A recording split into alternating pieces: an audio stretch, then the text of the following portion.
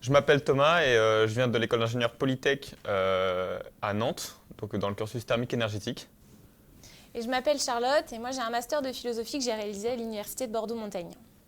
Alors en cinquième année d'école d'ingénieur, j'ai fait le double cursus avec Polytech donc, et l'IAE en management de l'innovation.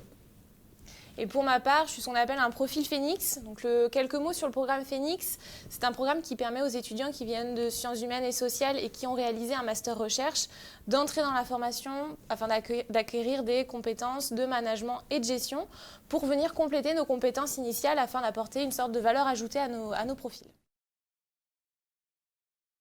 Alors moi je suis chez MIGSO, donc c'est une entreprise de management de projet qui fait donc de la prestation de services. Des consultants sont envoyés chez les clients pour les aider et les supporter sur leur gestion de projet. Et donc moi je fais partie de la cellule innovation sur la partie transformation digitale.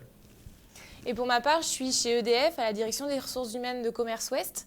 J'interviens sur 3 missions principales qui sont la communication, les missions relatives à la prévention santé-sécurité au travail, tout ce qui est absentéisme, qualité de vie au travail, etc., ainsi que sur la GPEC. Mais mes missions sont bien plus diverses et élargies puisque j'interviens sur plein de domaines transverses. Et je dirais que pour ma part, ça se passe très très bien. J'ai été très bien accueillie dans ma structure d'accueil. Je suis très bien accompagnée chaque jour. Donc c'est un bilan très positif pour moi pour cette année d'alternance. Comme je l'ai dit, je suis dans la cellule innovation, transformation digitale. Donc les activités d'innovation, ça se manage un peu à part. Et dans ce genre de mission, c'est très important d'avoir des compétences transverses. Et le fait d'avoir des connaissances juridiques, économiques, financières, ça permet vraiment de pouvoir visualiser tout le projet dans son ensemble et pas juste la partie sur laquelle on travaille. Et donc de mieux anticiper éventuellement les risques, les opportunités. Et voilà.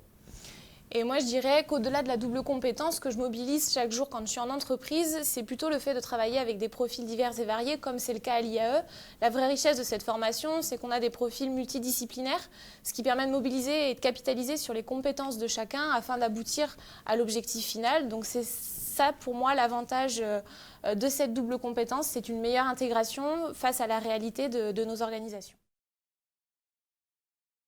Je dirais dans un premier temps qu'il faut bien anticiper la charge de travail. C'est quand même une sixième année d'études. On commence peut-être à arriver vers la fin, c'est long.